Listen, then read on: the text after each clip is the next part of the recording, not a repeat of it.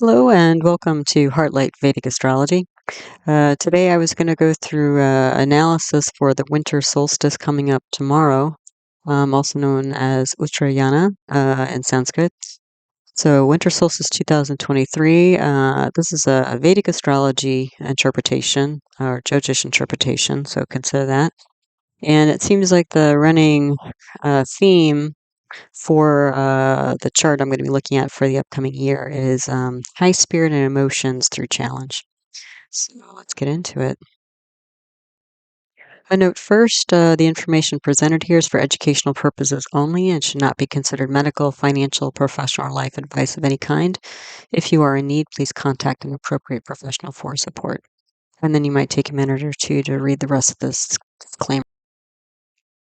If you're new to Vedic astrology or Jyotish or my videos, all of my teaching videos on the subject are in my concepts playlist, and I'm pretty good at slotting my different videos into playlists so that they're easy to find. So you might check out playlists if you're looking for similar content to anything that you see on my channel. But also, wherever you see a double asterisk in one of my talks, that means there's a teaching video on that subject. If you'd like to go deeper into it. Again, this is an interpretation video, so I incorporate a lot of different concepts, and these are some of the videos that may be helpful to you if you're a beginner. So, North, South, and East Indian style charts, introduction to navigating a birth chart, the lugna, also known as the ascendant, rising sign, first house, introduction to the constellations or rashis, constellation and rashi categories, planetary aspects, natural benefic and malefic planets or grahas, nakshatras or lunar mansions, also parivartana yoga, which is a planetary combination. I also have a whole playlist on grahas and planets for symbolism of each planet. And so, since we're talking about winter solstice, the sun is probably the most important video you could watch in that playlist. And then also, I have a growing list of houses and bhavas playlist that you can check out if you're looking for more information about specific houses in a chart. Okay, so winter solstice, Uttarayana. This is happening December 21st, 2023, 22:27 p.m. Eastern Standard Time. And this is the chart for that moment in time. So let's see. So the day lord is Jupiter, and our lord is Mars. So already there, with those two planets, we're getting spiritual innovations. Again, just to start to color and our interpretation here. The Lagna nakshatra is Purva Falguni, and the moon nakshatra is Ashwini.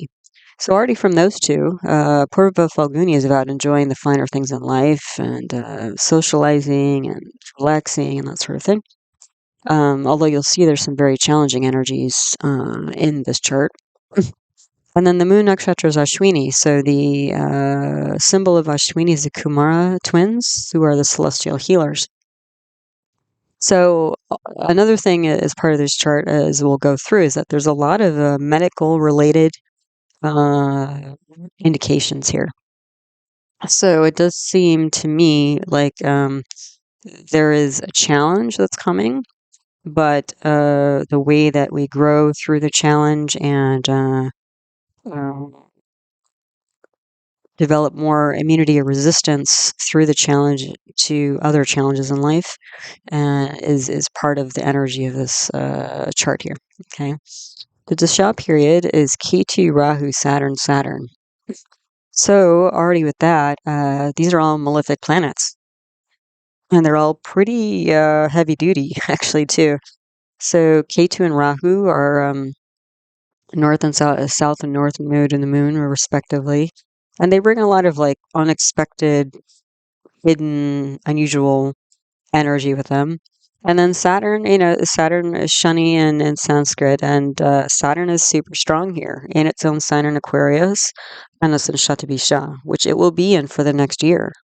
So Satabhisha translates as 100 healers, but Saturn is a malefic planet. So that could indicate things that are difficult to heal or difficult to work through. And it's also in Aquarius, where it's Swa or in its own Rashi constellation, which makes Saturn very strong. But it's different than if Saturn were in Capricorn, where Saturn in Capricorn is about more practical issues, potentially. But Aquarius is a fixed air sign. So it's all about, I think, revamping slowly but surely with obstacles, with delays, thought patterns, and ideology. You know? So that's part of the challenge here, I think. So since we're talking about the upcoming year until the next winter solstice, I down below the chart, I have this little cutout here of how the Dasha period will shift over time. So again, we're starting with Ketu, Rahu, Saturn, and then you'll see at mid-September, September 14th, we're going to shift the Antara, the sub-period from Ketu, Rahu to Ketu, Jupiter. So, and will be in Ketu, Jupiter, until the next winter solstice. So those are the planets to really kind of look out for, especially when we look at the subzodiacs or divisional charts, amshas, as they're known as, which I'll get into after we go through the main chart here. All right. Oh, and also to know is that again, it's usually not a hard shift. There's usually overlap of energies when you're shifting Dasha periods or antaras, that sort of thing. So even though the timing of the shift is mid-September, we'll probably be feeling the shift from Rahu into Jupiter even on the beginning of early July. All right, so let's take a look at the chart here. So the lugna is Leo or Simha, which is a fixed fire sign, or Shtira Agni. So that already tells us a lot. A fixed fire sign, that's somebody who's very fixed, very steady in their activities. Yeah, fire is all about activity and movement and action.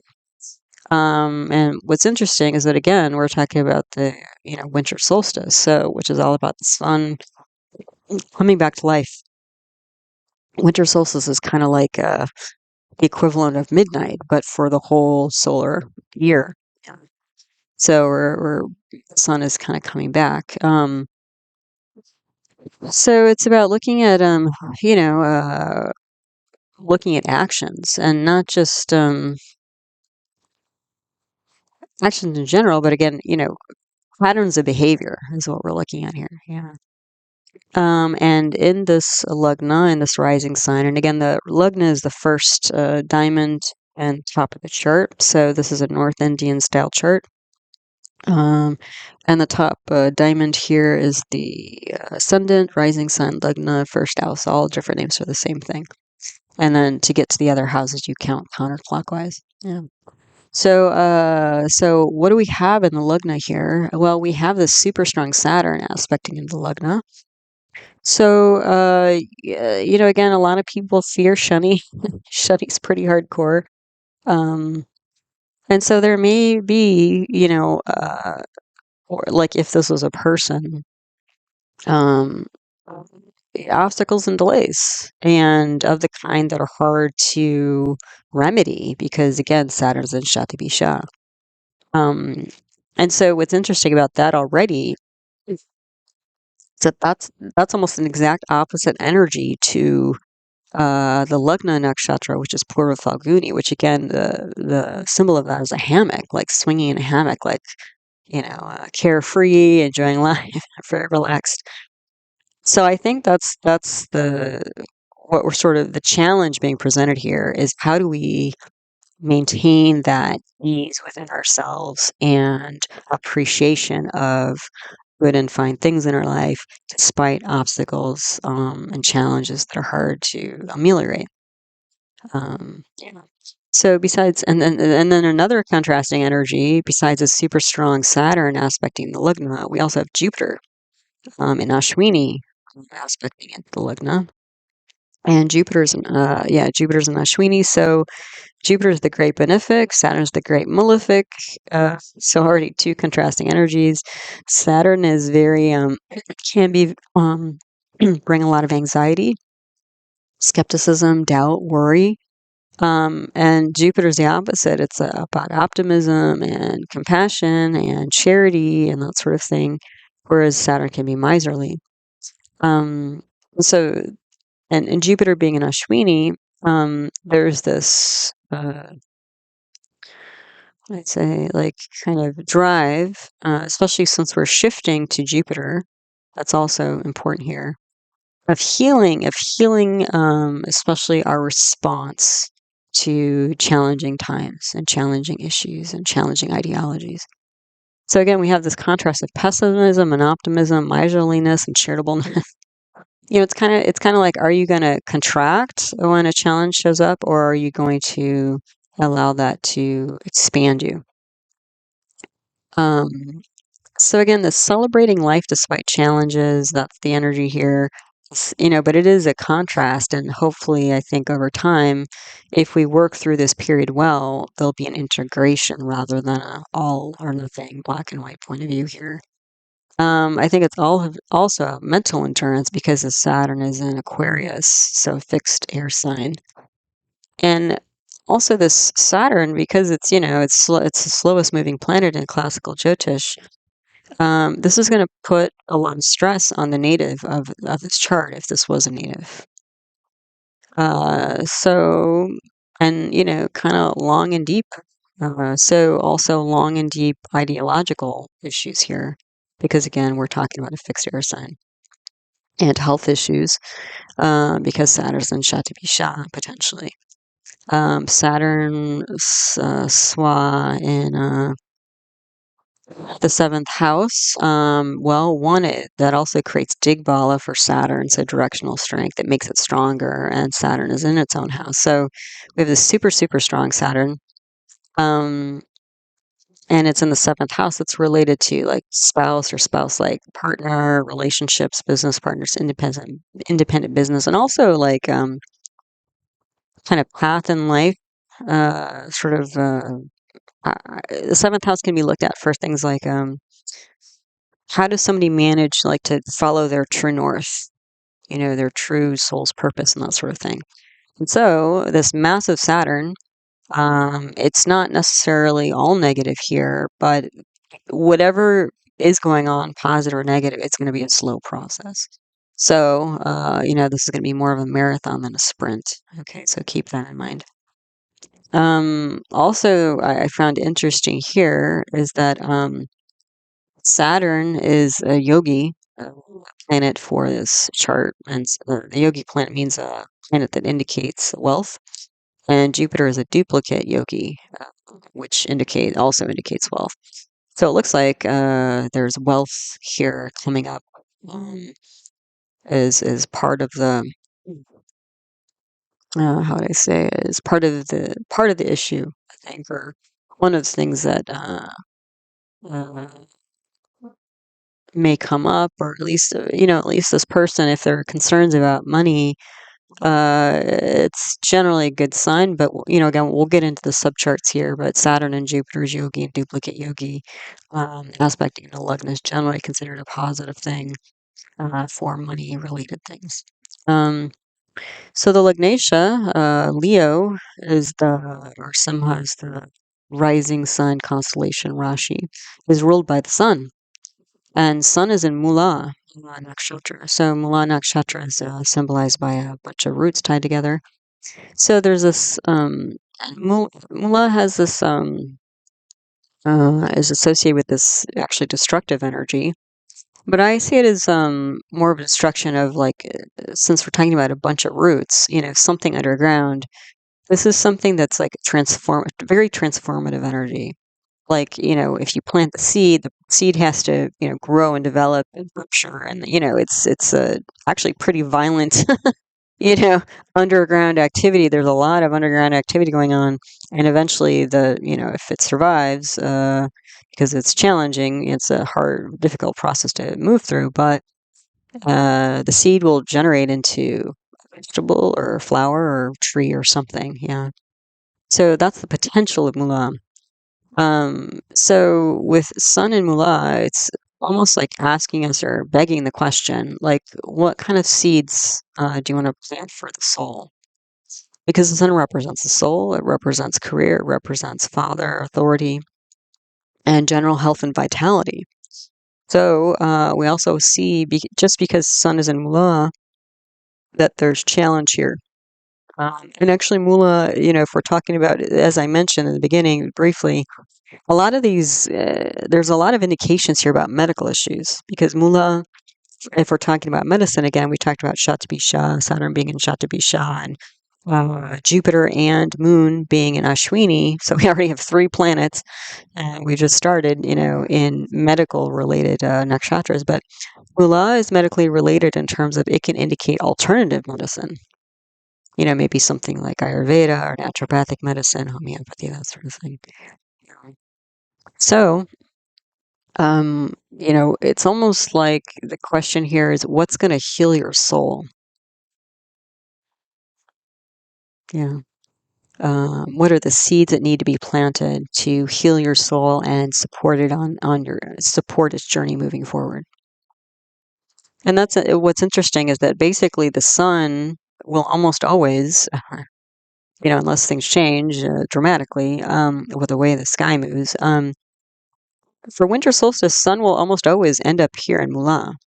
I was thinking about that because the sun will generally move into Sagittarius, December 16th or so, 15th, 16th, thereabouts. And so it's almost always going to be in Mula, because Mula is the first nakshatra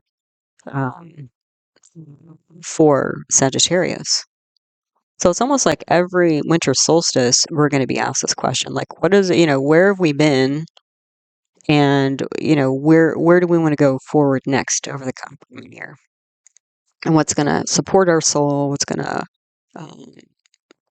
help our soul move forward on its journey in terms of our life mission, life purpose, that sort of thing.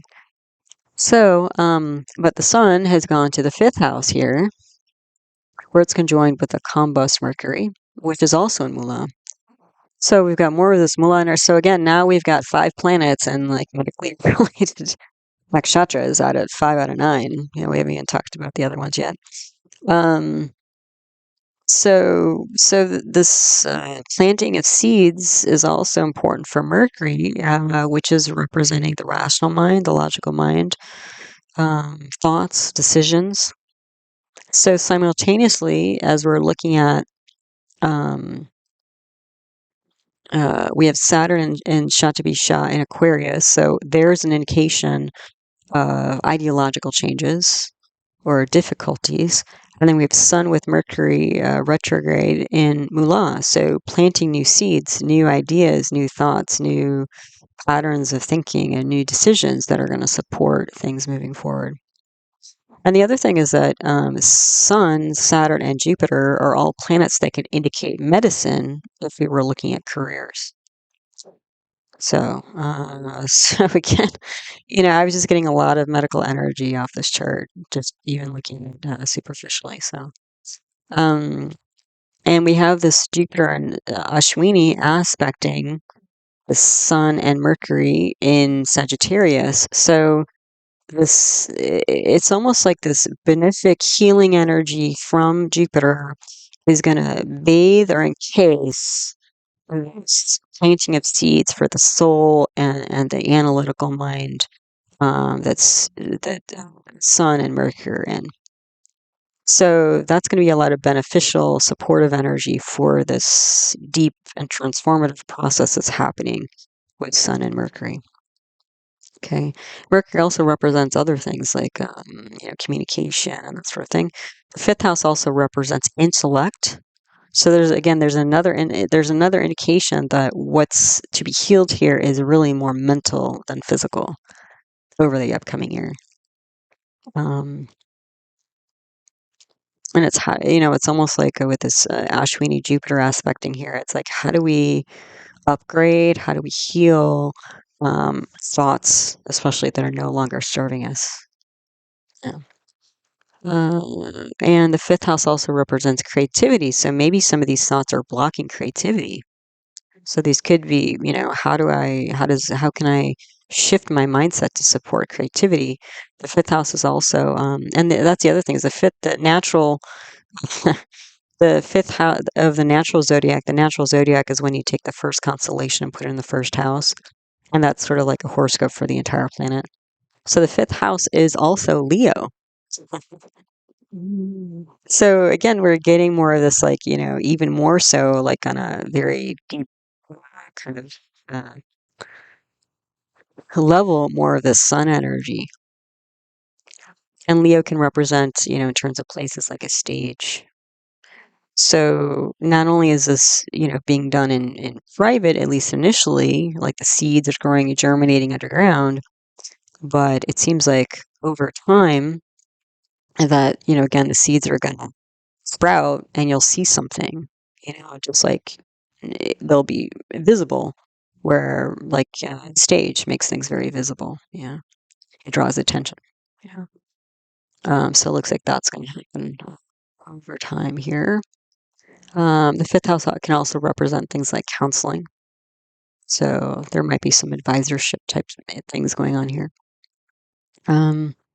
And again, with the Sun and Mercury and Mula, with the Jupiter, and Jupiter being in the 9th house of spirituality, and Jupiter retrograde is very strong. Jupiter representing the guru, so teacher, spiritual teacher, as well as the 9th house. The 9th house itself, not only the planet Jupiter represents the guru, but the 9th house represents the guru, potentially father.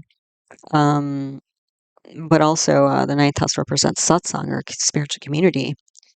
That there's a lot of healing and teaching and uplifting energy that's going to come from teacher, maybe more than one teacher, because Jupiter is a dual planet, spiritual community.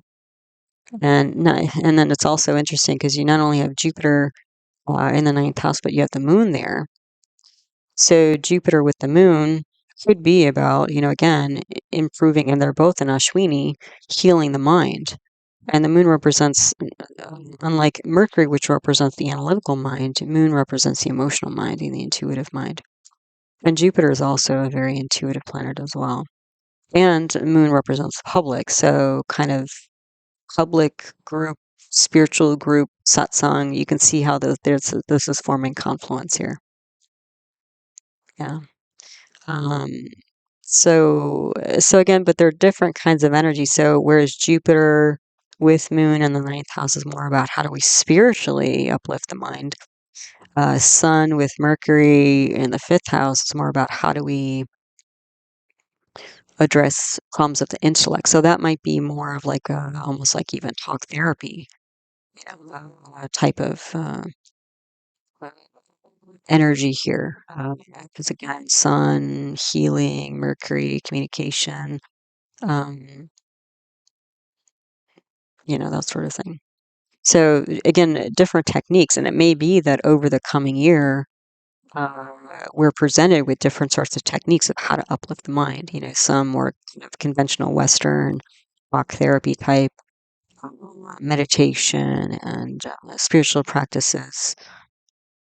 Because again, and even the Saturn, and again, even though the Saturn and Aquarius with Digbala, that's sort of intimidating to look at least Saturn is in its own sign. So when we have a strong planet in its own sign, even if it's a malefic planet, there's still something that's good that's going to come out of it, because there's some protection there, even though there's, again, parts of that experience that will be challenging. But again, if we take this challenge in the right way, and react to it in the best way we can, that a lot of potential growth will come from it. But it won't be, there's still growing pains here. This isn't going to be a walk in the park, it doesn't seem like. Although again, because the Lagna Nakshatra is about Purva Falguni, it might become more of a walk in the park. Like, it might be challenging at first, but then again, as you learn and grow, that, towards the end of the year, you're like, yeah, it's still there, this issue or problem or whatever, but handling it, still enjoying life, still living life to the fullest, and maybe even enjoying life more. Because this kind of chart was reminding me, one of the things that came to mind when I was looking at this chart was like, I knew this woman from medical school, and she was an older woman who had gone through breast cancer. I remember just talking to her. I don't know if it was on the side or in the clinic or something, but she said actually having breast cancer is one of the best things that ever happened to her. And I just thought, wow, that's pretty remarkable. Most people wouldn't say that. Yeah.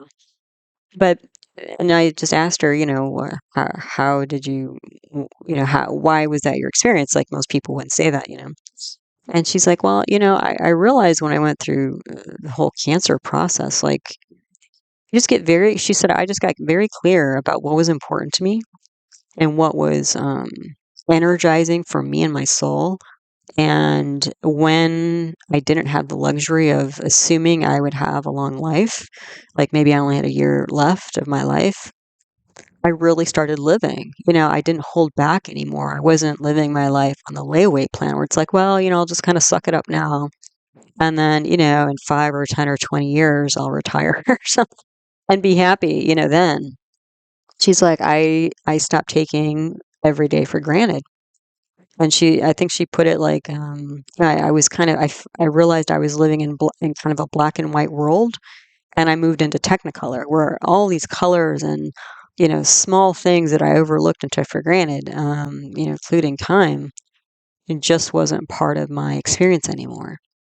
So she says, I really started living when I went through that. Now, not everybody, is going to have that experience, is not going to have that reaction, but the reason why I'm sharing that story is because I think that what this chart is indicating here is that we have the potential to go through some sort of similar thing like this woman went through, where instead of the challenge,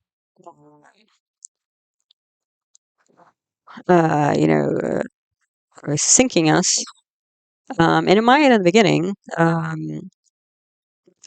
is that we develop the tools, we develop the awareness, that we can, even with the challenges, we can still be swinging in the hammock, enjoying life, is what I was seeing here. And that's how I think you can integrate some of these challenging energies with, some of the lighter energies as well.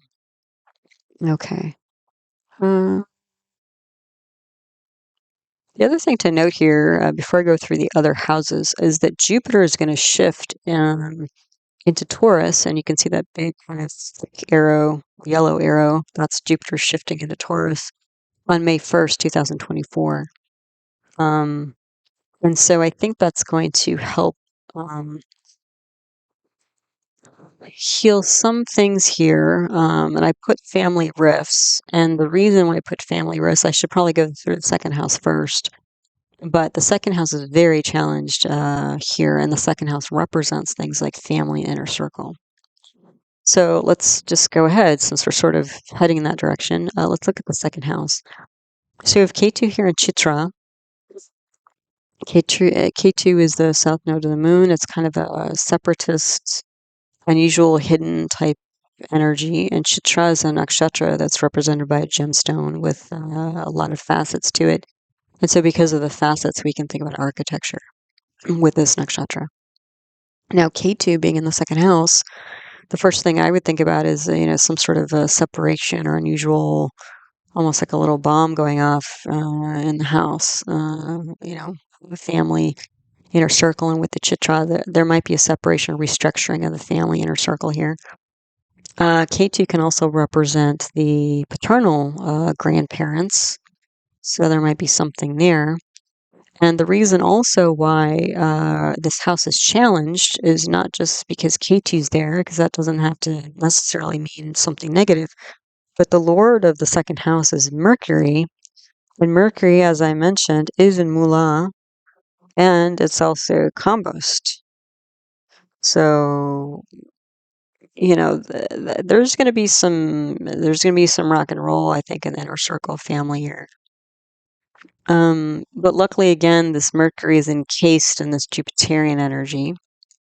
And then once Jupiter moves into Taurus, we'll have Jupiter directly aspecting into the second house. So there's still some Jupiterian energy there, but it's also some are somewhat problematic.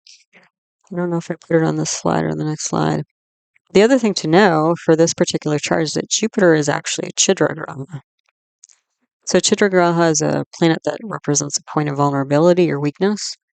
So even though Jupiter is a great benefic, and it's in a positive house here, and it will be in a positive house, again, related to this chart, it'll continue to be in a positive house when it transits into Taurus in May.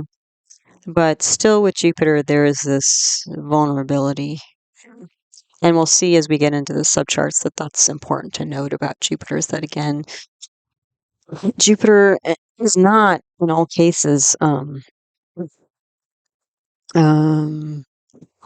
well, Jupiter is always helpful because that's its nature.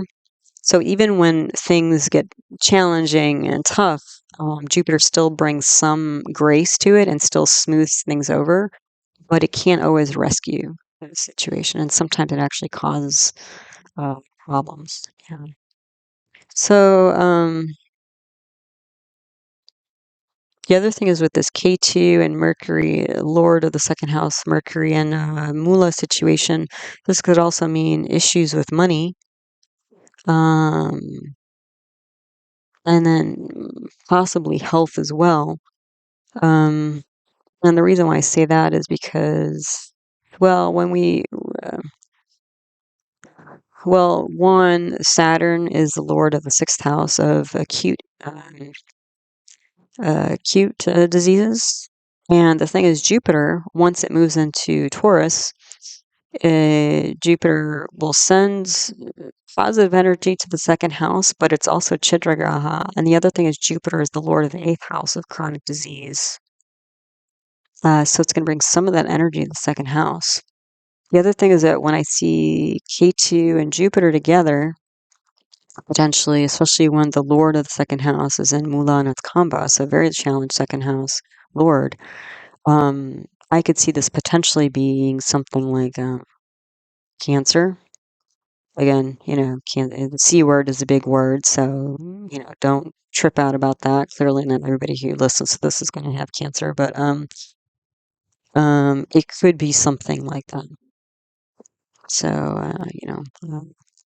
and again, maybe that's why that story of that woman that I knew in medical school came to my mind, because, her story can potentially, I think stories have healing properties within themselves. So maybe somebody needed to hear that story about this friend I had in medical school. Yeah, so the second house, challenged. And we also have this Mula sun on Mercury, so we have a malefic, also in this Mula energy on Mercury. But again, Jupiter will support, at least temporarily, Mercury and Sun. But once Jupiter shifts into Taurus, and then we'll see in the subcharts that might indicate health issues. Okay, so then the third house here, we have a Venus Swa. That's nice. It gives some protection to the house, and Venus is a benefic planet. Venus is in Vishaka. Vishaka is a victory. It's a nakshatra. It's symbolized by a victory gate, but kind of victory at all costs. So it can be a little bit of an aggressive type of victory that's won, but at least it's winning, I guess. So maybe somebody needs to be aggressive here. And at least it's with Venus. I mean, at least it's Venus, so it's going to be less aggressive. And then on this Venus, we have this Jupiter and this Moon. So what I was saying here is Venus and Moon are the two emotional planets, and Jupiter here. So again, there's this kind of healing of emotions, this victory of healing emotions here is what I was seeing. And also, this is going on in the third house of siblings. So it looks like siblings can potentially be supportive. And this is on the 3-9 axis. So the ninth house is father. So it looks like emotional and, again, maybe guru, teacher with this Jupiter there. And the third house can not only be siblings, but friends who are like siblings. So fairly close people here. Who are going to be quite supportive with the emotional part of this experience. And also the ninth house, we're talking about satsang, spiritual community. Yeah, so it looks like siblings or sibling-like people and kind of father authority, guru type people. These are going to be your emotional advisors, and not just emotional advisors, but Venus is the practical advisor and Jupiter is the spiritual advisor. And I think it's this practical advice as well as spiritual advice that's going to help with the emotional aspect of staying in a good place despite the challenges that are coming up. So Venus advisorship might be like, okay, make sure you eat, balanced meals and take walks, in the sunshine, to de-stress and that sort of thing. Whereas Jupiter might be, do some mild or low-key pranayama, breathing techniques or meditation or yoga and asana, movement practices and things like that. Mantra, that sort of thing. And these sorts of practical and spiritual things that are advised will really help support the emotions through the challenges. Then the fourth house here, well, we have Mars, Swan, its own house. So very strong Mars. But we do have the Saturn aspecting the fourth house. And actually, Mars is aspecting Saturn. So we have this mutual aspect between Mars and Saturn through their special aspects. So there will be some protection here for the fourth house, but protection for non-physical things. And what's interesting is that Mars and Sun are both Bhumi Karakas, so they're both planets that symbolize property. So if there's some concern about property here, there should be some protection. The thing, though, is that the Saturn aspecting into the fourth house also represents mother. So with Mars being in its own sign, looks like mom or mom-like person is a fighter, is going to fight. And there's going to be some deep transformation because this isn't Mars in Aries, this is Mars in Scorpio. And Scorpio is a fixed water sign. So again, if there's some challenge here with this Saturn and Satabhisha into the fourth house for mom, it looks like mom might be up for the challenge. This fighting spirit is going to come through here, but it's fighting spirit through the emotional in the emotional realm. There may be some re-engineering of the home, but I think generally, and that's going to be slow because Saturn is there and Saturn is slow, but there might be some re-engineering or restructuring of the home.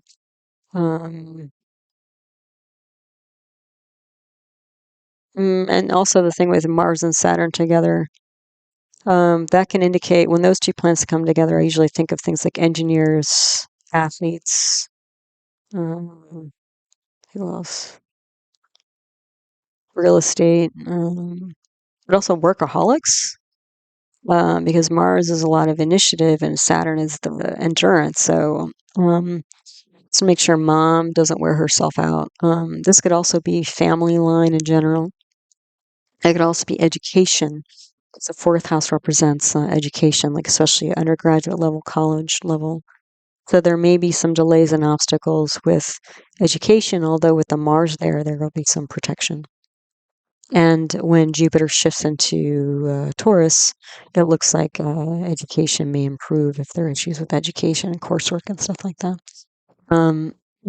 Like a new teacher might come in that you really like or is very supportive that helps you through navigate the educational system.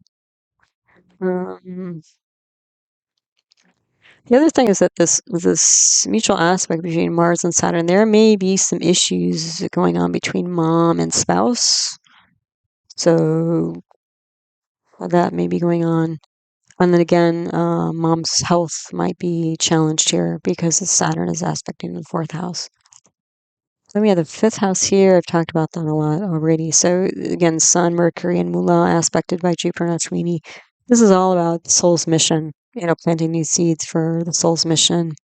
But also because Sun and Mercury and Mula are aspecting the 11th house of kind of, social groups and stuff like that. And Mercury is the lord of both the second house and the 11th house, that there may be some pushback or some things to navigate in terms of, when you set, maybe your course is completely new, maybe it's just a continuation of where you've been, but it looks like this is planting new seeds, that there's some new direction here. And people, that's just sort of the nature of a lot of people, is that they kind of get used to you, or they know you in a certain way, and so they kind of put you in a certain box in their head. And then even though you grow and change over time, like, they don't update their files. That's, this may be especially true with parents, but people and family who've known you for a long time, they may experience some discomfort here because of the changes and growth that you're going through. But again, at least most of the year we have this strong Jupiter um, ameliorating situation here. Yeah. So, all right. And then on this slide, this is basically the same stuff, just on the right side, we have the other houses here. So the sixth house, the sixth lord is the Saturn, super strong. So these are, and the sixth house represents enemies. So enemies who will not budge. That's what I'm seeing here. And then the other thing is that since Saturn is the lord of the sixth house, it can bring some of this like acute health energy into the seventh house of spouse-like person.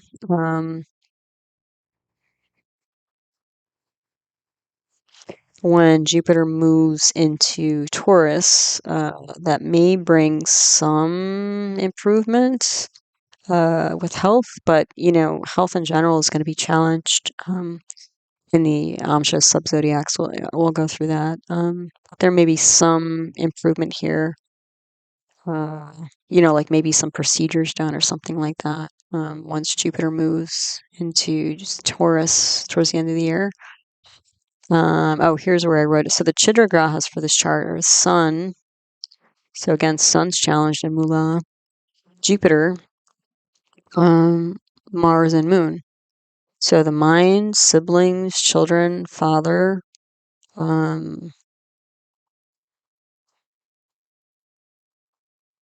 teacher, mother. So we have the immediate family here: Sun, Moon, Mom, Dad, Mars, siblings, parents, and siblings. So yeah, I mean, that's where this second house being so challenged with this K2, and then combust Mercury and Mula is problematic. But again, there should be probably some improvement uh, for the second house once Jupiter shifts. The seventh house here, we have this massive Saturn aspecting, mutual aspect with Mars. So again, this might be engineering here. If we're looking at the seventh house as independent business, this might be engineering, or the partner might be an engineer. The other thing is a super strong Saturn in its own house might be actually something related to India. So if, I was mentioning all this sort of medical energy in the chart. So if Sun with Mercury is in the fifth house is like talk therapy, and Jupiter with the Moon in the ninth house is like yoga, that sort of thing. Saturn in Aquarius could be like Ayurveda potentially. Although this Jupiter and Moon, because Jupiter is the lord of the eighth house, which the eighth house is usually related to esoterica, it might also be this Jupiter with Moon is also Ayurveda as well. Just thinking what else Saturn could be. And I often think about India when I think of Saturn in either Capricorn or Aquarius. But it doesn't have to be. What else? It could actually, Saturn in Aquarius could also be like homeopathy, because Saturn represents antiquity, and homeopathy is super old, actually. It was written about in Greek days, ancient Greek and Roman days, but it just sort of came back or was rediscovered in the 1850s or so. by Hanuman, Samuel Hanuman. But actually, he didn't come up with it. He just sort of rediscovered it because he was a doctor, a conventional doctor, and he was getting kind of lost faith because the medicine he had trained to practice at that time did not help his own children. So he said he didn't want to practice. He didn't feel like he was in integrity with it. So he knew a bunch of languages and was translating medical books. And through his translation of medical books, that's where he rediscovered this principle of homeopathy that a lot of people use today. So anyway, Saturn and Aquarius could be something like homeopathy, but again, like a different, types of healing, and so and healers and paradigms of medicine is what I'm seeing here. So it might be that again, this journey, this looks like it's probably a health or medical journey, is going to be it's going to help to integrate these different paradigms of medicine. Let's see. So again, healing here and this massive Saturn, there's going to be some protection for the spouse if the spouse themselves is ill, which there might be illness here, at least some sort of challenge, mental challenge especially. It's going to be a slow process of moving through this. The other thing is the relationship itself may be challenged because Saturn is super strong here. And Saturn can represent things like obstacles and separations and stuff.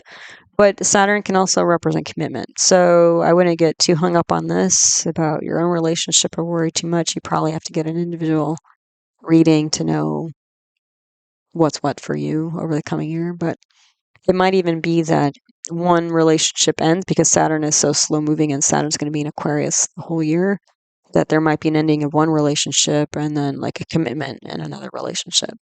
That could be true as well. Saturn here could also represent a partner that's older or maybe a foreigner, grew up in another culture or country or something. There's some protection here. And again, despite the obstacles and delays, something good potentially will come from this. Then when you have the 8th house, Rahu and Revati. So there's some drive here for the 8th house with Rahu.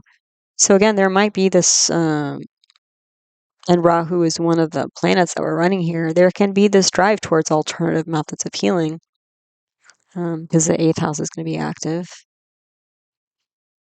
Rahu also represents the maternal grandparents. So the maternal grandparents, Revati is a very hospitable type of nakshatra.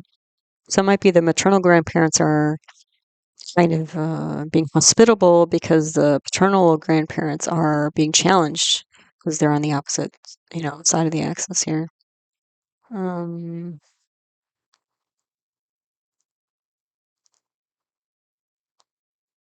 there can also be this sort of drive towards, because this is the 8th house in the chart is the second house to the 7th house. So this can be the partner's immediate family or inner circle.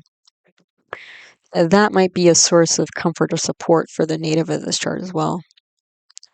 Then we have the 9th house. I've kind of already gone through that with Jupiter, Moon, and Ashwini aspected by Swa Venus. And then we also, but the thing, this is going to be a challenge here to some degree because Saturn is aspecting here and Saturn is debilitated in Aries. So Jupiter is going to keep a lid on this, kind of contain this as long as Jupiter is there. But once Jupiter shifts into Taurus, I think things might be getting difficult for the 9th house issues like dad, government, guru, that sort of thing.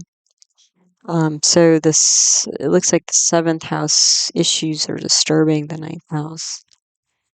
And the other thing is, again, this Jupiter, once this Jupiter shifts, that's what I also thought was interesting, is that once this Jupiter shifts, it's almost like when these health issues come up, there may be a crisis of faith.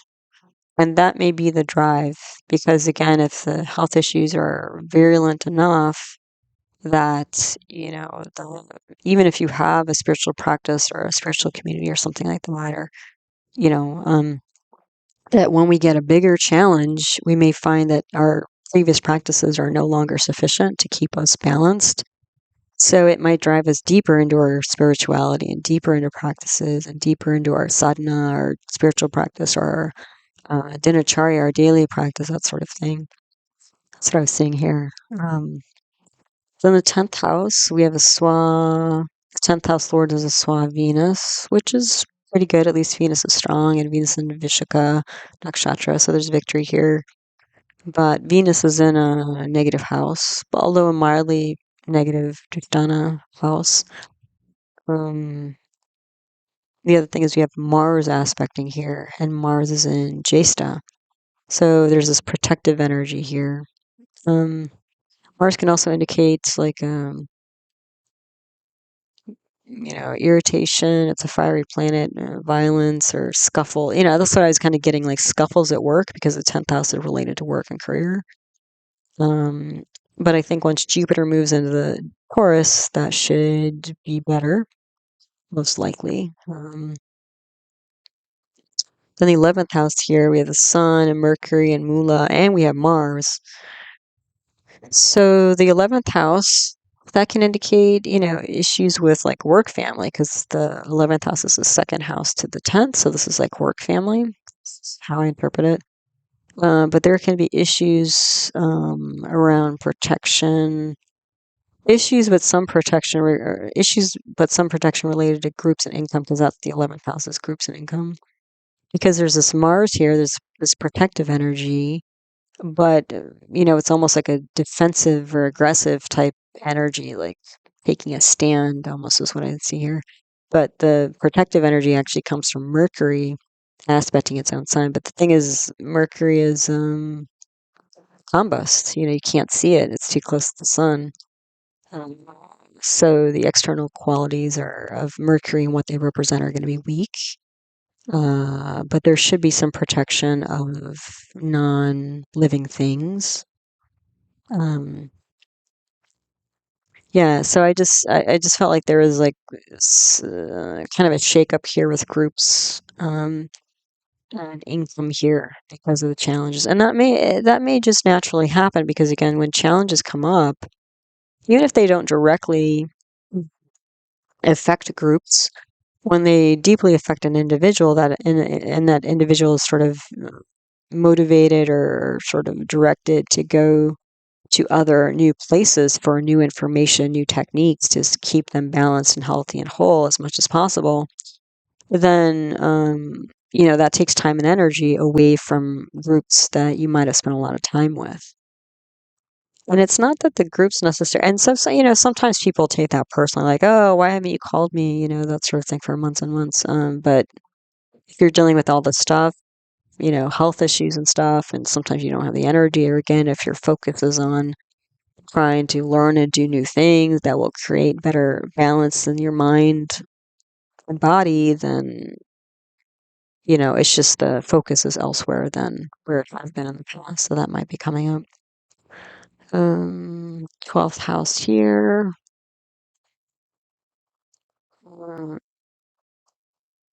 So I think there's going to be, any sort of losses are decreased until Jupiter shifts. So the reason why is that the 12th house lord is Moon. And so we have this like strong Jupiter on the Moon. So it should protect the Moon a bit and the losses. But once Jupiter moves away from the Moon, then I think there's less protection there. And so there might be more losses of time, energy, resources once Jupiter shifts in September. And so again, what I was getting from this whole chart, again, the vibe here was that, don't delay your joy and your enjoyment of life despite obstacles and despite difficulties. And this also, like another thing that came up that kind of reminded me of this energy was a few years back, I don't remember when, but there were some bombings that happened in Paris, and it happened, right around, I think, New Year's, or around the holiday time or something. It really kind of shook up Paris, and there's this kind of, I think, political, maybe satire magazine or journal, or was it a newspaper? I don't know, some mass media thing in Paris called Charlie Hebdo. And in response to the bombings that happened, they always have a big cartoon on the cover, and the cover was this guy who's sort of jumping around or dancing or something, and he had some bullet wounds in him, but he was like drinking champagne from the bottle, and so champagne was like pouring out of these bullet wounds. And so that whole notion of being a very French response, like, and maybe that comes from, France has been through a lot in the last, whatever, yeah, about 100 years. I mean, World War I, World War II, um, and kind of the French attitude is like, don't waste a minute not being happy, not eating your cheese, your fromage, your croissant, your, your chocolate, pain au chocolat, or, whatever it is for you. Because none of us really knows how much time we have. And this kind of gets back to that story I was telling about this woman I knew from medical schools. It's like, that's what's kind of ironic about cancer patients is that there's no, in a way, there's really no difference between a cancer patient and anybody else walking around on the street. The biggest difference is that they're more aware suddenly that their time is limited on this planet. But all of us, each day, we're each closer to our own expiration date. And when we don't keep that in mind, we can lose a lot of time and energy focusing on things that aren't really that important, or at least things that aren't feeding our soul and supporting our soul's purpose and mission on the planet. So we can get kind of like laissez-faire, kind of take it all for granted and kind of get very vague within ourselves and vague within our purpose and that sort of thing. So actually this Charlie Hebdo cover came to mind as well, is like, again, this kind of encapsulating or embodying the energy I was seeing in this chart of, despite the challenges, despite the, things that come up, it's like, how do we maintain our connection with the joys and the goodness of life, without getting overwhelmed by the difficulties. And I think that's what the woman from medical school found within her own experience. And then also what I think this journal cover was indicating when France went through difficulties as well. So let's go through the subzodiacs here and get some more clarification on different, corners of life and how the planets that are currently active in the Dasha period. So just to remind, the current Dasha at the time that this chart was cast, or at the time of the time of the winter solstice, excuse me, is Ketu, Rahu, Saturn, and then September 14th it shifts to Ketu, Jupiter, Jupiter. So those are the planets that I circled in all of these subzodiacs or amshas, and we'll go through again a bunch of these to look at different parts of life. Because this first one here, I went through relationships first. That seemed important. The Navamsha is D9, spouse general. That's the first chart here at the top. So all the planets here are positively placed. So already it's like, that's pretty good. We're pretty happy there. Ketu and Rahu, their dispositors are strong. That helps bring them up. So Mercury is retrograde in its own sign. That's going to really bump up Ketu, which is good. And Jupiter is retrograde and exalted in Cancer, so Ketu and Rahu are both very strong. That's great. The other thing is Rahu is aspected by Jupiter, even better for Rahu. So that's pretty good.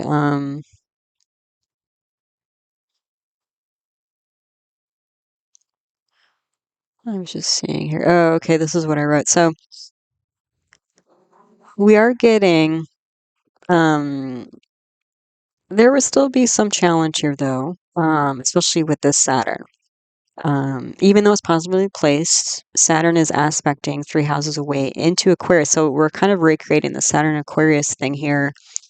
So it's going to challenge the 6th house. And so it's, again, challenging ideas. Mars is also there. Mars is a planet that indicates enemies, and the 6th house represents enemies. So it might be this kind of finding out who your allies are in terms of their way of thinking is what I was seeing here. And so there might be some sorting through all of that, which can be,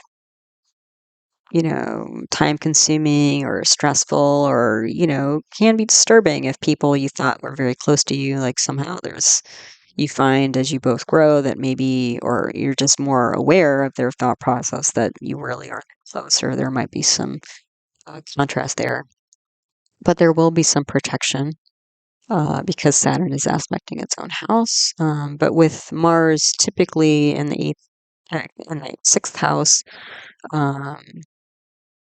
sometimes we can see an improvement over time, but Mars is just going to be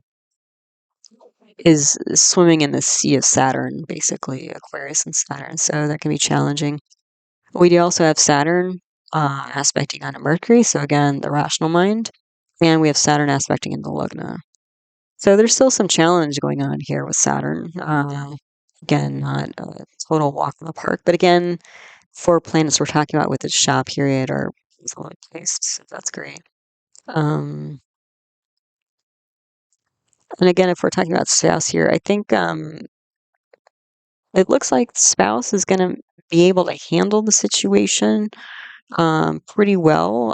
If there are obstacles or maybe fallout with people, or irritations with people, because they're making logical decisions. There's also a lot of strong spiritual and social group support um, for the spouse, because we have this Venus swan, its own sign in the 9th house. We have Moon exalted there. Sun is there. Although Sun creates a Karkabhavanasha, but there should be, I think, a lot of positive energy for the most part from spiritual groups. And Jupiter retrograde and Cancer in the 11th house, that's social groups.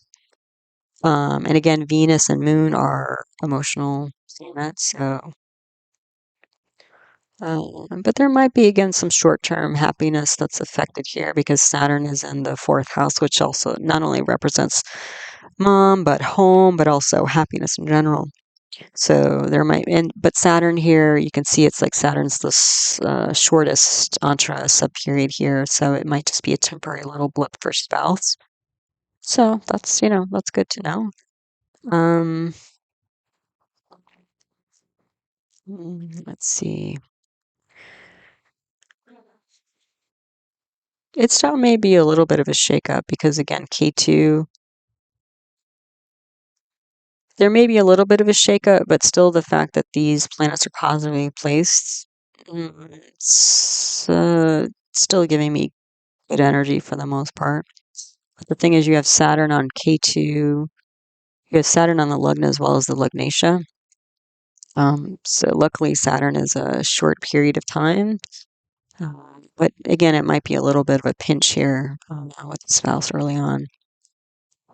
Then we have the Dracona D3. This second chart here is about siblings. So this is definitely more challenged. Rahu, Ketu, Saturn. So the first set of Shah planets are all in negative houses here. We have Saturn again back in Aquarius, and Saturn is aspecting onto the moon in the 5th house, so affecting the mind, emotions. We have Saturn again aspecting onto Jupiter, bringing down the optimism here. And Saturn is on Rahu. So unexpected things that can happen, unexpected expenses that are weighing on the mind. There is some strength here in the 3rd house, so and it kind of reminds me of actually the native chart. But the thing to remember too is the 3rd house of the 3rd amsa can reflect back to the native of the chart. Here. There is also this parivartana here between Sun and Jupiter. So that's going to bring up, with Jupiter back in the Lugna here of the amsa, that's going to bring this up, especially when Jupiter's active in September. And we have Jupiter and Sun, so authority and guru, father, and the 5th house here. Although when you do the parivartana, that creates another karkabhavanasha with the Sun. So it can indicate issues with dad. Let's see, what did I write here? But it just felt like, again, that Jupiter was going to bring up positive thoughts and philosophy, because you have Jupiter aspecting into the 5th house of intellect. You have Jupiter aspecting or parivartanaing into the lugna here, which is personality in general, outset, mental outset. But yeah, I did see potentially some issues with father and authority. K2's debilitated. It's not, generally what we want. It's also in a Pap Sankhya yoga with Mars here. Makes it pretty tough, and Mars is also debilitated, so that can bring some challenges for sure. Rahu is exalted, that makes it strong, but the sponsor of Rahu is this debilitated Mars in the 8th house.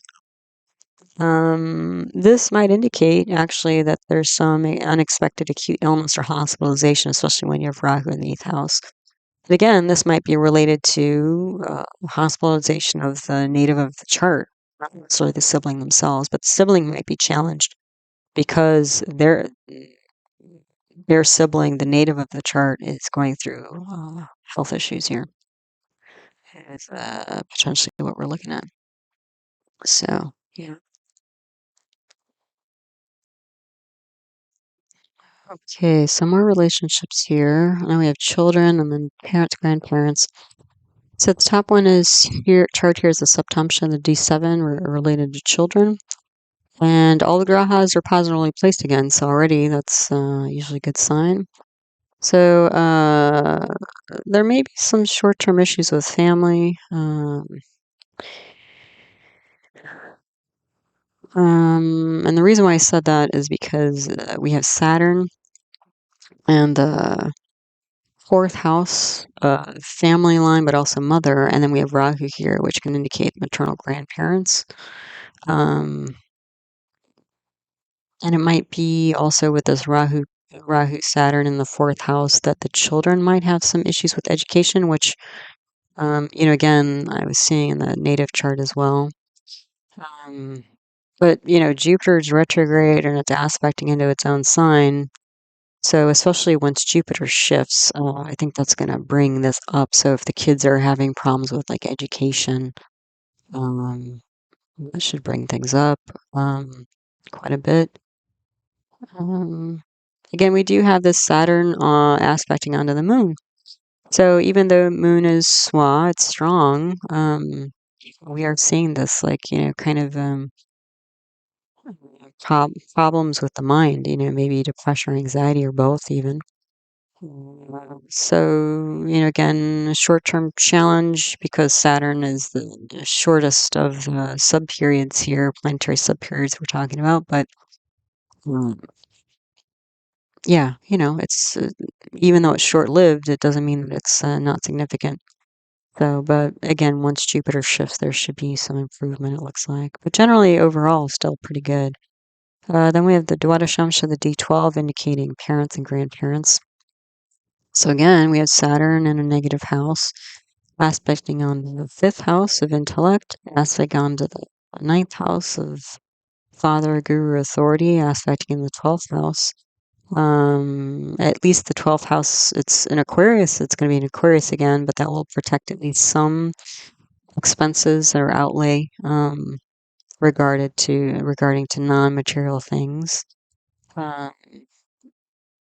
And also the 3rd house is related to change. So it looks like there's going to be some short-term change that happens here that's fairly significant. K2 and Rahu are positively placed. That's helpful.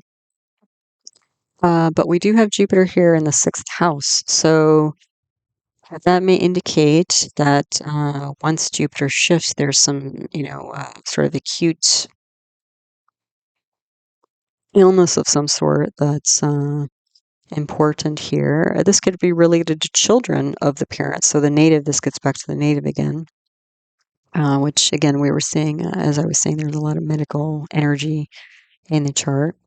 And it might seem like, well, Jupiter and Venus are here, so they're both benefics. But the thing is, when we look at the amshas, Jupiter is actually a sole enemy of Venus.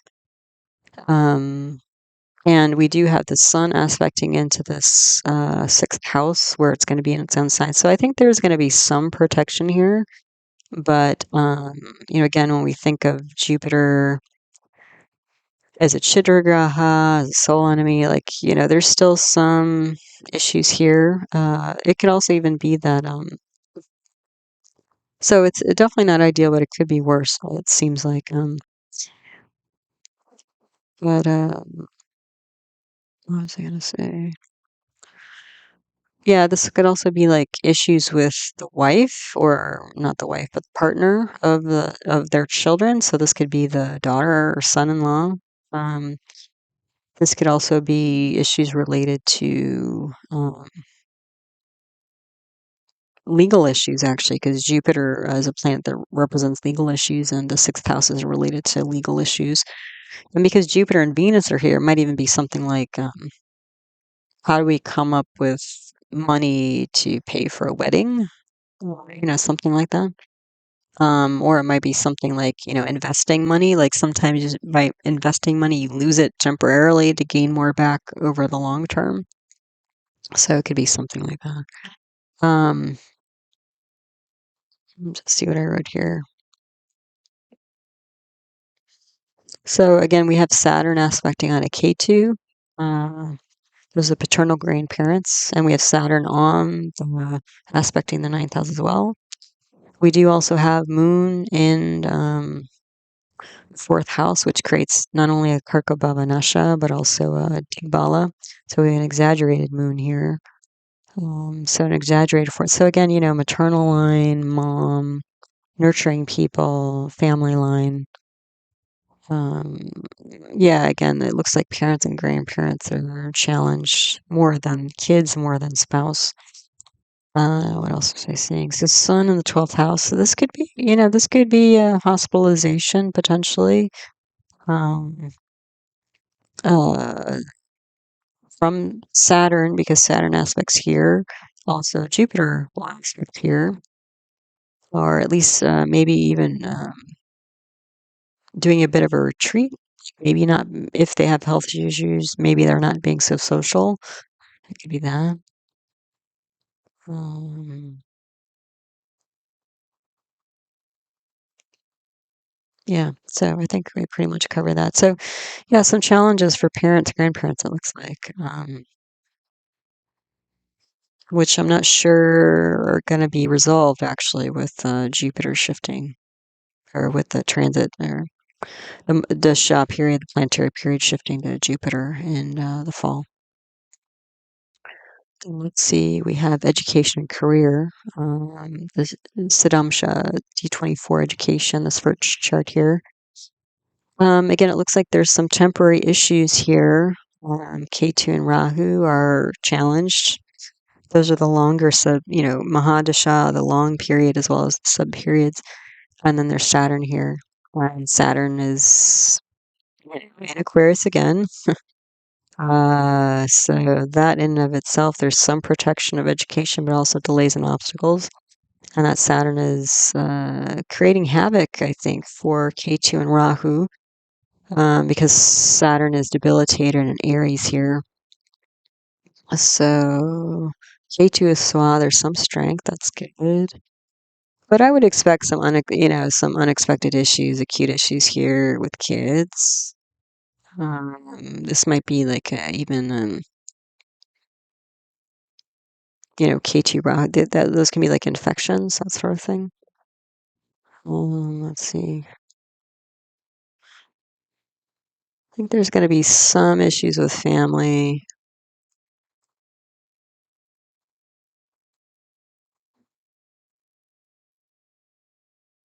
No, that's yeah. So the Saturn aspecting the Lugna here, that can bring some pessimism and stress to the situation. But again, once I think the whole chart's going to be uplifted once we switch into this Jupiter period. And again, but Jupiter's conjoined with Venus, so the Jupiter is like a soul enemy to Venus. This might be something like, again, like a new teacher that's coming in. especially because, Jupiter represents teacher. It's in the seventh house of relationships. Jupiter is also the fifth house lord, which is all about counseling. So maybe not just like a teacher, like a classroom teacher, but a school counselor could be helpful here in setting straight some of this education stuff. Yeah. Then we have the Dishamsha D10 career. So Saturn is debilitated in Aries, sitting in the third house again. So again, it seems like a lot of third house issues here. Right, communication looks like.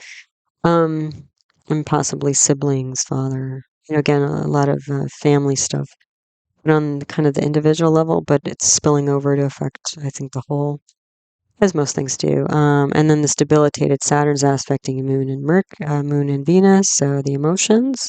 Saturn's aspecting in the ninth house of father, government, authority, guru. And Saturn is aspecting into the 12th house, but again, it's in Capricorn, so there'll be some protection with non-living things. But Saturn is on the sun, and Saturn is a soul enemy of the sun. So this can be like a dip here with career. Luckily, Ketu and Rahu are positively placed, but Jupiter is not. But I would still rather go through a Jupiter exalted in the fourth, in the sixth house, more than I would take a debilitated Saturn in the third. So some improvement here, but it looks like there's going to be, Saturn can represent like bureaucracy and that sort of thing. So whether it's like you work for a small business, large business, or maybe the government, which it could be government because Saturn aspecting into the ninth house. There's a Libra here. Saturn is exalted in Libra. But it looks like there's some bureaucratic change on whatever level this is going at, and it creates some emotional stress. And again, the Jupiter period's not great, but it's better. So yeah, so some challenges here with career, looks like. Then I was looking at money stuff, so income and assets here. So the Rudramsha D11 on top and the Chatratamsha D4 on the bottom here. Rudramsha indicates income, public support, and Chatratamsha represents assets. So luckily with income, public support, all the planets are positively placed, so that's a good starting point. Some stress though. I mean, we have all these malefics on Venus in the 11th house. You have a debilitated Mars, Rahu Ketu, Venus aspected by a strong Saturn, obstacles, delays, unexpected, curveballs and things in terms of building groups and income. But they're still positively placed, so that's still overall good. Jupiter should improve things quite a bit because we're getting away from this really strong Saturnian energy, which is going to delay things. Saturn does aspect the second house of, again, family inner circle here. So there's going to be some protection, but obstacles related to, again, family inner circle. That's being repeated, but overall the income looks pretty good. Chatra Shamsha assets. So again, the first three grahas, planets are positively placed, but then the Jupiter drops down into a negative house, even though it's exalted here. It doesn't usually is not as strong. It can't deliver its positive results as much when it's in a negative house. The other thing is it's there with its soul enemy Venus, so it's going to create some friction there. So again, this might also get back to the, since we have Jupiter and Venus here, children's spouse or, again, it's kind of, and we have Saturn on aspecting here. This could be a change in assets because of the children's spouse, like maybe their kids are getting married or something like that. Or marriage for the partner, the native of the chart, that could be as well. And again, it may not be like for some people, some people spend, a boatload of money on weddings, and so it could be that kind of thing. It could also be just by signing the, legal documents of marriage, essentially your assets, unless you have a pretty watertight prenup or something like that. If you don't have a prenup, then essentially you're dividing assets once you join legally in that union. So it could even be that. Yeah, at least Jupiter and Venus, I mean, they are benefic, so there will be some positive things that come out of this, but, again, Jupiter's still in negative house, so we have to consider that. This could also be potentially like outlay, because Saturn represents also the 12th house of expenses, that there could be like again, a loss of temporary income to invest in something like stocks or something like that to create long-term passive income. Yeah, so, again, once we move into Jupiter, there might be a little bit of shifting with assets here. It could also even be related to hospital expenses, that sort of thing, medical expenses. That's a possibility as well. So then health, since, again, it kept coming through, health was really important. So you can see in all these are all three health options here. So we have the Tajik Shishtamsha D6, that's acute illness, the top chart here. Then we have the Tajik Ashtamamsha D8, chronic illness. We have the Bamsha D27, strength. So these are all medically related. So first off, let's just, step back a little bit and take a kind of a more aerial view. You can see that, again, the initial dasha, Ketu, Rahu, Saturn, those three planets are all positively placed in all three charts. Then when we shift to Ketu, Jupiter, Jupiter is negatively placed in all three charts. So I would assume, it's a pretty strong confluence. I would assume that medical issues are more likely to pop up at the end of the year. Yeah, so let's and again, Jupiter's a Chitra graha, so a point of weakness here. Yeah.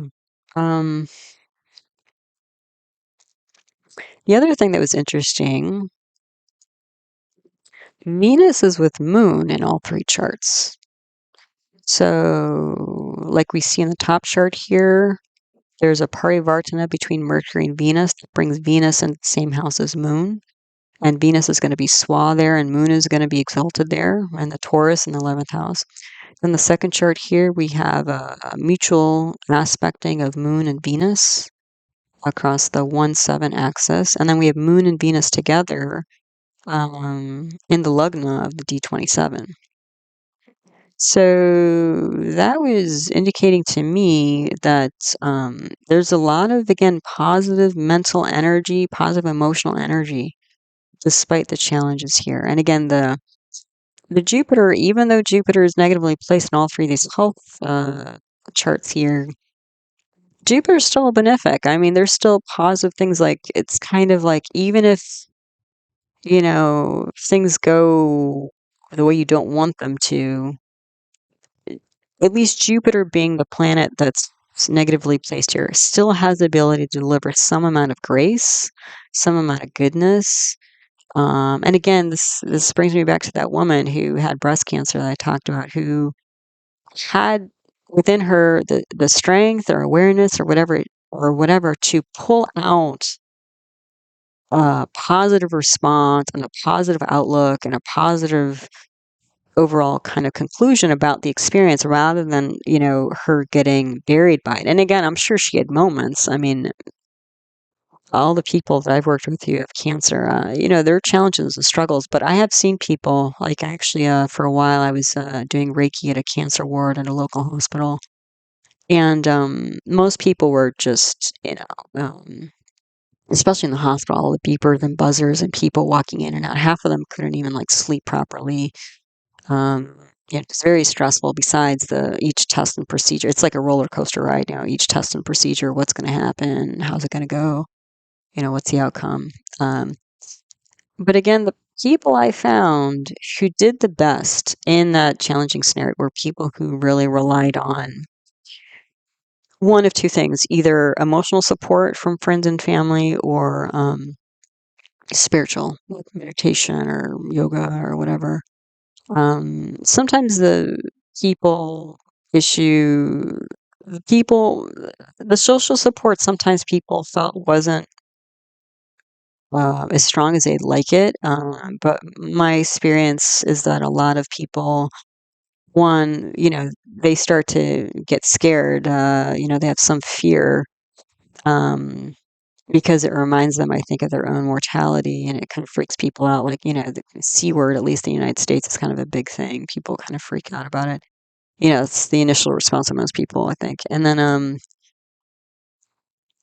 the other thing is a lot of people, just don't really know how to be that supportive. They might think they are, but they're not really sure. And so sometimes people, like when they have not just cancer, but any kind of chronic illness, sometimes when they hear the news initially, like they'll get a lot of support in the beginning. But then it's like, here are the people who keep showing up day to day through the whole process. And that's usually a much smaller group of people. Or sometimes people say or do things that are off putting, like, they'll say or do something and it's not helpful. Even though people are trying, not a lot of people are very, I think, adept at supporting people through chronic illness. So I wouldn't take it personally if that's your situation. But anyway, but luckily here it seems like Venus and Moon, positive emotional mindset is a good one here. Yeah, so I think there's a lot of support. Okay, so let's look at the D6, the top chart here a little bit.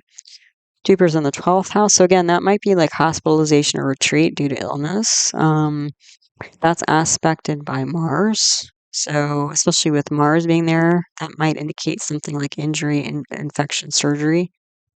That might be the reason for if there's a hospital stay, that might be why that happens. Jupiter is also the lord of the 9th house. So again, we're bringing the spirituality guru into the 12th house. So it could be like a retreat, where it's just, you just unplug, and let yourself heal. Like it doesn't have to be an hospital stay necessarily.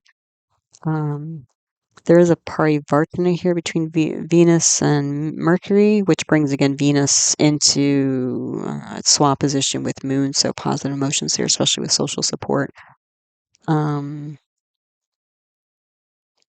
we do have Saturn with Sun. So Saturn is the sole enemy of the Sun. So there's a little bit of something there, but I think it's fairly minor because you have these really strong emotional planets, in this 11th house. So minor hiccup, I think. Or maybe that's just the announcement, if there is a medical, maybe that's just the announcement to social groups, but then there is this emotional support that comes back. So that's good. Then the Ashtamsha D8, that's the middle chart here. Jupiter's exalted. That helps Jupiter, even though it's in a negative house. And it's aspecting into the 9th house where it's debilitated. So this is where I was getting potentially that there's a crisis of faith, because it might be that initially, the person goes in the experience, they think they can handle it, but then it's too maybe long or delayed or ups and downs, again, roller coaster potentially of whatever the health issue is. I keep bringing up cancer. It doesn't have to be cancer. It's just because of that woman. I think her story is important, for any kind of chronic disease, not just cancer, but, um, and just her response to medical issues generally, which are challenging for a lot of people. But there's this Mishra Sankhya, so that's going to there's this kind of energy between Jupiter and Rahu Ketu that's going to bring Jupiter down a little bit. So these unexpected events, I think, unexpected changes, I think, are going to challenge the person and challenge their faith, because what they've been doing so far isn't going to keep working for them, and they need to find new perspectives and tools to help them through it. Sense of the unknown. I think that again, there's some grace here because we're talking about Jupiter. But there is this wobble, I think, with faith. The other thing is Jupiter is aspecting onto Venus. So it might also, again, make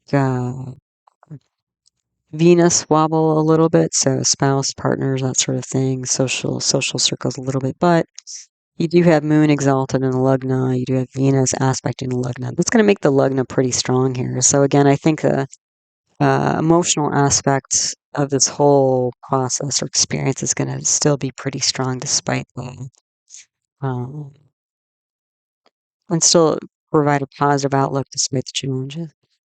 Then we have the Bamsha DC27 at the end here. Again, KT Rahu Saturn all positively placed. We do have Jupiter in the 6th house, so acute illness.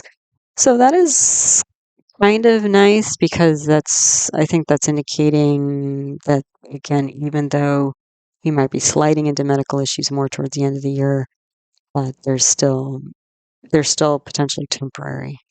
Yeah. The Jupiter is aspecting onto the 2nd house, so family. I think that's going to help a bit.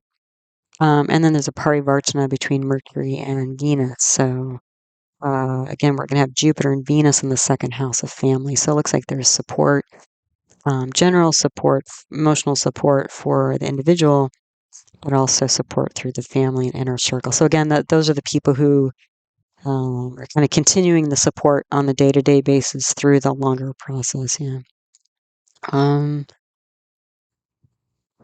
Jupiter, yeah. So what do I write here? Jupiter in the 6th house. Oh, and then, this is the thing. We have this Saturn coming from the 9th house, aspecting onto this Jupiter. So again, that's where I think this, like, there's this kind of crisis of faith here. But Saturn aspecting into the 6th house, that's where we get Saturn in Aquarius again. So you can see on several of these subcharts, we have Saturn in Aquarius. So again, it's this whole ideology thing that's shifting and changing here. So developing new and stable beliefs regarding faith and authority, I think that's part of what's being brought up by this challenging situation, probably medical. And again, it's sort of like this newborn calf walking around. It takes a while to really, even if you have a new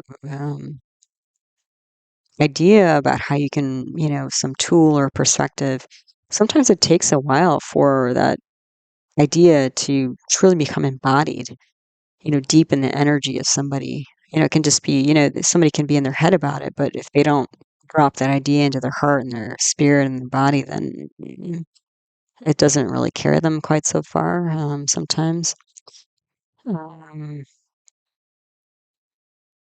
Yeah, the thing though, even though I mentioned we have Jupiter and Venus and Mercury all in the 2nd house here, Jupiter with Venus, again, soul enemy. So there might be still some friction here with family inner circle, but it might just be about like what's the best, there's always discussions, I think, about what's the best way to move forward. And there might be some friction about like how does this person feel most supported through the process or, but it seems like relatively minor overall. Yeah, again, it looks like health issues are on part of the ticket here once we move into the Jupiter period. Then I was looking at spirituality and worship because again, that also kept coming up. Like, how are we responding to this challenge, assuming it's something medical, or not even medical, but just like stressful, or a crisis of faith. Like, how do we deal with that if we feel challenged on that level? So again, what's interesting here with spirituality and worship, again, the first 3 planets, Saturn, Rahu, Ketu, are all positively placed, but Jupiter negatively placed in both charts. So again, this is also why he was bringing up for me that there might be a crisis of faith here. Um, the other thing is that what I was saying in these 2 charts in particular, because the first chart here is the Tajik Panchamsha D5. This is innate spirituality. So this is kind of like their kind of somebody's intuitive sense of spirituality. The second chart here is the Vimshamsha. This is the D20 or worship. This is kind of more formal rituals and kind of more, formal religion type um, possibilities for somebody.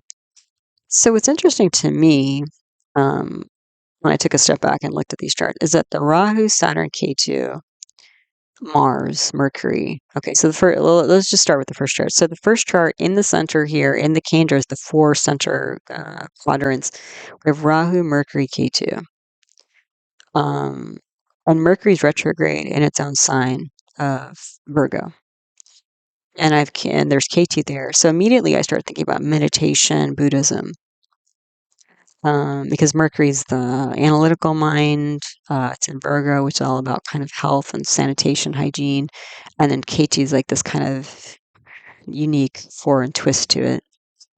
We do have Saturn aspecting onto this Mercury Ketu as well. So there's both Saturn and Ketu can represent things that are foreign or unusual. But the thing is, Saturn and Ketu and Mercury. Saturn, Ketu, and Mercury are all kind of separatist planets. For different reasons. Saturn is just kind of, it's the coldest, most distant planet. It's slow moving. It's all about structure. It's kind of, it likes to take its time, so it won't jump on board quickly with anything. Mercury can be separatist because when people are in their head, they're not in their feeling body. They're not in their emotions, and sort of like it's almost like just one part of them is active and sometimes overactive. This could also indicate a lot of mental strain, like a lot of mental churning. And then K2 is just like a erratic, kind of fiery, erratic, hidden, unusual planet. So you can't really count on that energy of K2. The other thing is that Rahu, Ketu, Mars, and Saturn, including Mars and Saturn, because Kendras as well are pretty important.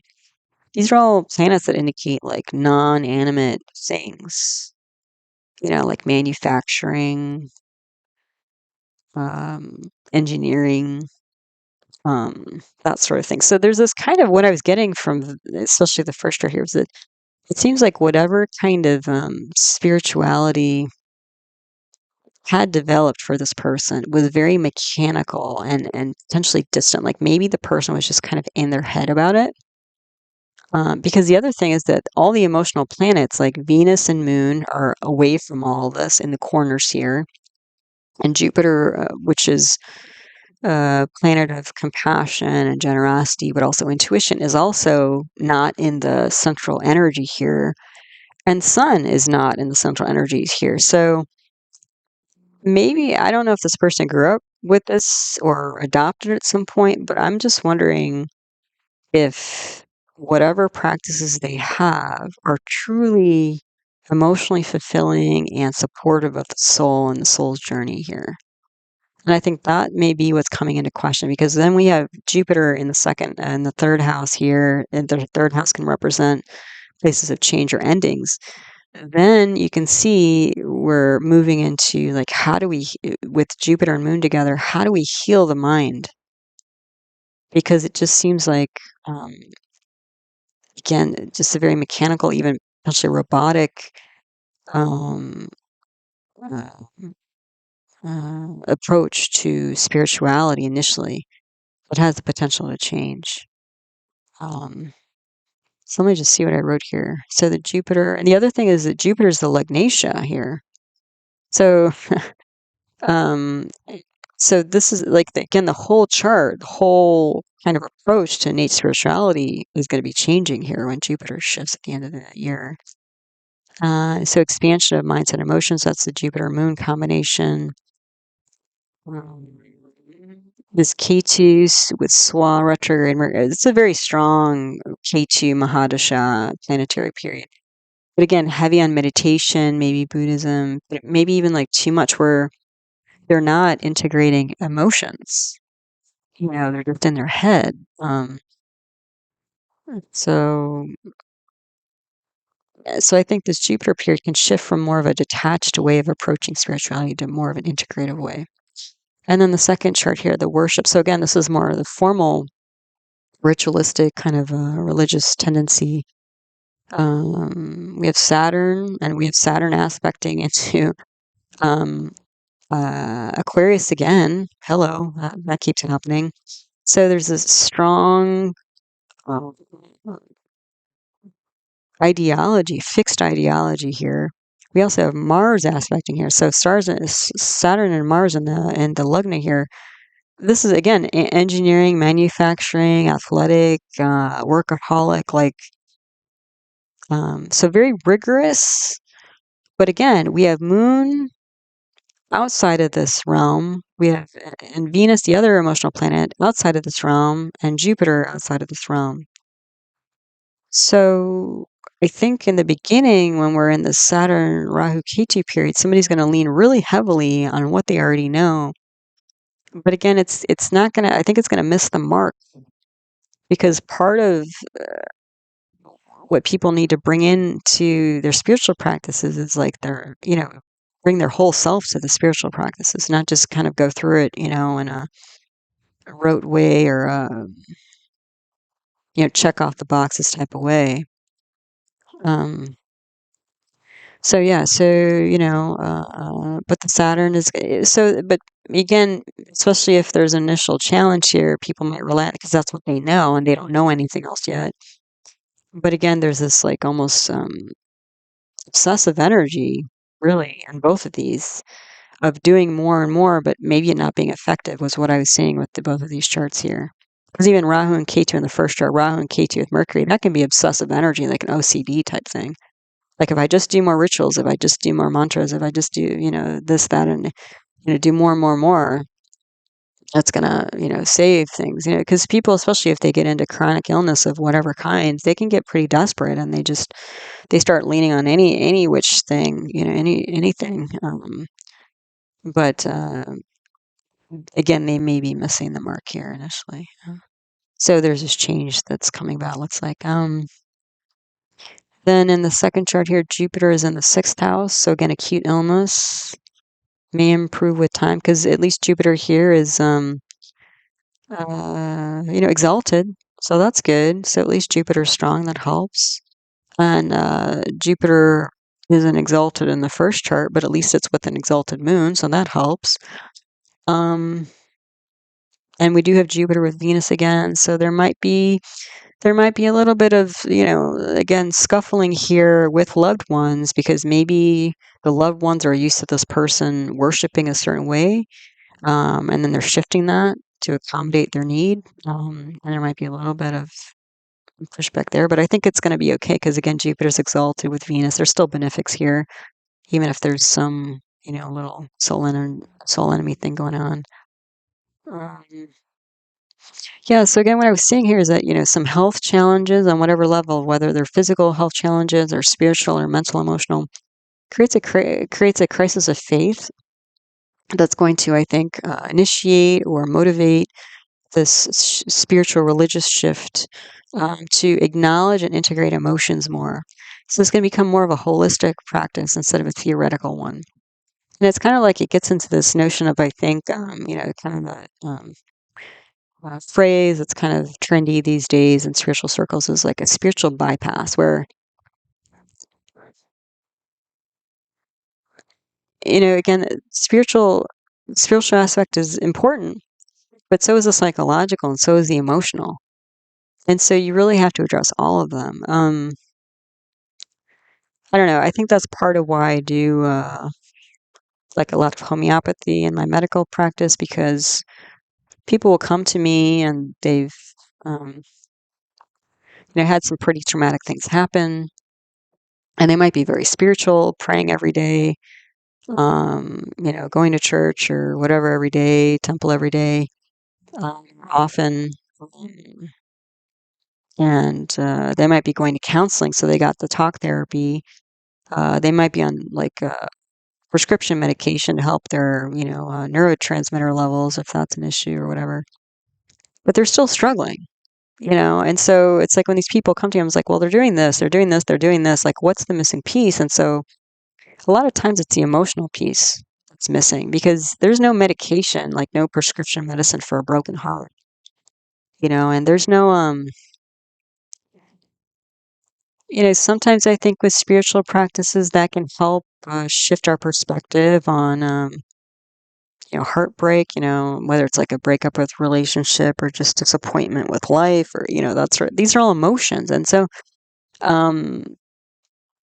that's why I do things like with homeopathy, because I do think something like I've seen homeopathy help emotional issues, and that's usually what's missed with all the spirituality, that's more common or present these days, and the mental aspect, the talk therapy. It's just sometimes people go through years of medication, praying, and therapy, and they're still struggling. And it's the emotional piece that's missed, because I don't think we address it that much. Like, we confuse the mental realm with the emotional realm, or we confuse, if we figure if we're spiritual enough that the emotional stuff will work itself out. But it's almost like I think about it as like four wheels on the car, physical, mental, emotional, spiritual. And we kind of need to keep the car running well and smoothly. We need to make sure all four of those tires are well running. And so getting back to this is like, sometimes people can jump into like yoga practices, yoga class, or mantras or meditation, and they get lost in it, but it doesn't actually help them. Like, they just kind of get more, I don't know, airy or something, but it's not really healing them. It's just almost like a distraction in a way. Not that it is a distraction. It's still helpful. I mean, but it's not really hitting the target, and the target is like an emotional thing. So it seems like what I'm seeing here with this energy of this whole chart, this whole solstice, again, if this was a person here, is that coming from a more integrated, holistic approach is what's going to move the needle in terms of healing on all these levels. So it's not just a spiritual bypass. Like, it's not just, chanting mantras and just endlessly, um, and not dealing with heartbreak or disappointment or the anger, all these emotions. Like, a lot of people just don't know how to deal with emotions. It's a whole thing in and of itself. And it's beyond the mind. It's, because you can think positive thoughts all you want, but if the energy of sadness is still, in your heart, how do you deal with that? So I think, luckily though, that is part of what can come out of this upcoming year and this upcoming energy cycles for the year. And so, again, getting back to the sun, because we're talking about this winter solstice here, so Surya. And again, the sun symbolizes the general vitality of somebody, general health of somebody, the soul of somebody. And that's what we're talking about, is planting new seeds for movement forward in a positive way. So I have a list here of things you could do if you choose to, if they feel right. And again, I use the word feeling because I think it's important to, choose with the heart. Again, if we're looking for a more integrated, holistic approach over the next year to our lives and our soul's journey. So in white, I have a list of activities you can engage in if you so choose to honor the sun and what it represents. In yellow, though, here is I have a bunch of videos on my other YouTube channel, Nature Source Care, which is more of a medical channel. But I talk about things like Ayurveda, traditional Indian medicine, yoga, homeopathy, naturopathic medicine. So I have a bunch of videos that seem like they could potentially help if you're interested in those sorts of tools, especially emotional tools and stuff like that. So, all right, so let's go through the list. So again, this is just, if it feels right, if something's inspiring from this list, go for it, enjoy yourself. So, if we're talking about traditional Jyotish, you can chant the mantra Om Shri Suryaya Namaha. That's basically honoring the sun. I do have a video on how to chant mantras if you don't have a mantra practice. And again, that's on my other YouTube channel, Nature Source Care. So you could find it there. You could eat sattvic type diet for the day if that's medically okay for you. If you're not, because sattvic energy is kind of more of a spiritual energy, and the sun is a sattvic planet. It's a spiritual planet. I do have a video on spiritual nutrition where I talk about sattvic, rajasic, and tamasic nutrition. So if that's interesting, again, that's on my other YouTube channel. Yoga, if you're into that. Sun salutations, that's the most obvious one. So Surya Namaskar, you can do a few rounds of that. You can observe the sunrise, especially for winter solstice. Again, it's about like sun. It's like the birthing of the sun, rebirth of the sun. It's like the birthday for the sun. So you can observe the sunrise. You could do some sunbathing, with your sunscreen, so you don't disturb your skin too much with too much heat, but you can enjoy that. Meditating on your divine purpose. Um, that's uh,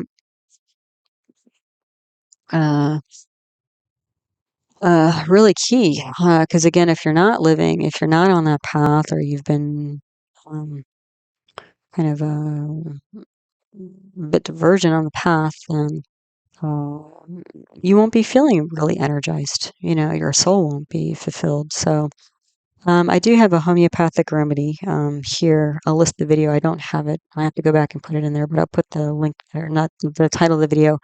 That's about finding your soul path. And there is actually a homeopathic video, a homeopathic remedy potentially for that.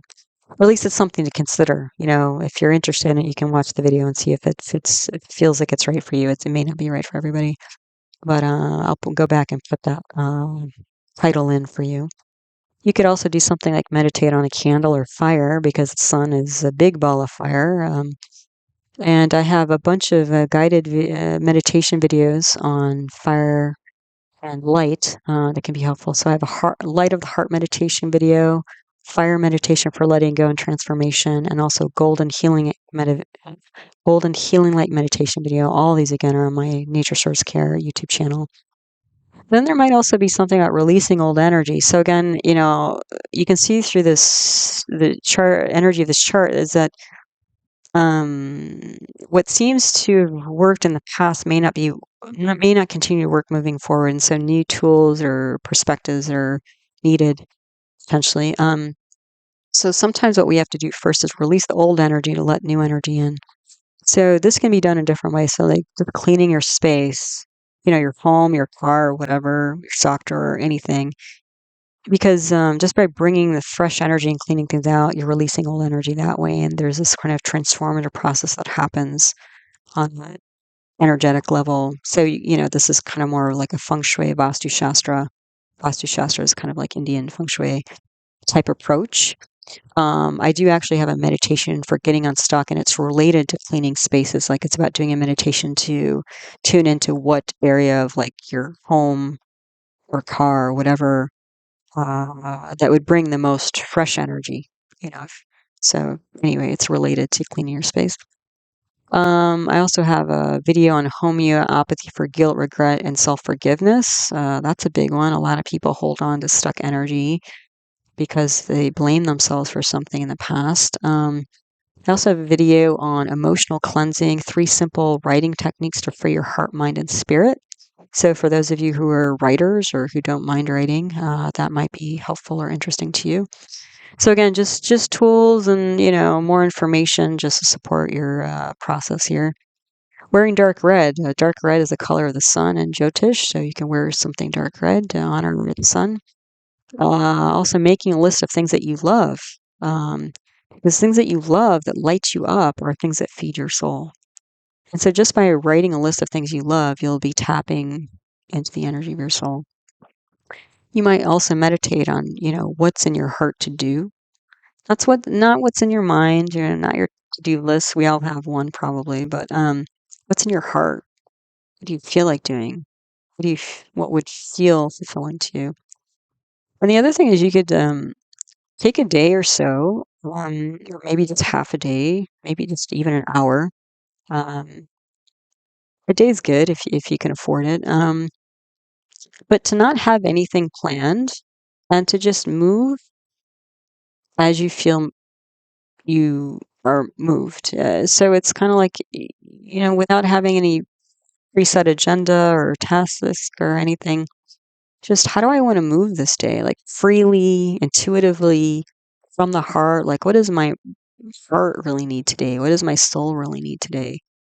Maybe it needs to rest. Maybe it needs to speak to a friend. Maybe it needs to, go out and enjoy some small thing. Maybe it needs some quiet time to reflect. Because again, at least most of the people I talk to are just so busy with our modern lifestyle that they get lost in the mind and the to-do list and everything, and they lose sight of what's deeply, deeply important to them. So it's a simple practice, but actually quite profound. So anyway, some different things you can do to honor the sun for this winter solstice, and also some videos to support you if you choose any of these things, but always in service to you. So there you have it, winter solstice 2023. And I really want to thank you from the bottom of my heart, everybody who has joined the channel as a subscriber, everybody who's watched any of my videos, people who leave lovely comments, people who request me to analyze their birth chart, or send in donations or whatever. All of it's truly appreciated, because I feel like it supports my soul's journey and process. So thank you for all of that. Again, all of my videos on Vedic astrology, my teaching videos are in the concepts playlist, so look for more there. If you are interested in individual birth chart reading, I do those on Zoom. You can email heartlightafter@yahoo.com for more information.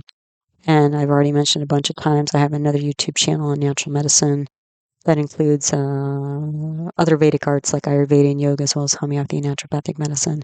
The name of that channel is Nature Source Care. So as always, I hope the information presented here has been helpful and useful, and maybe even interesting to you as you navigate the energy cycles of your life and your soul's journey. So until the next one, take care and blessings to you. Namaste.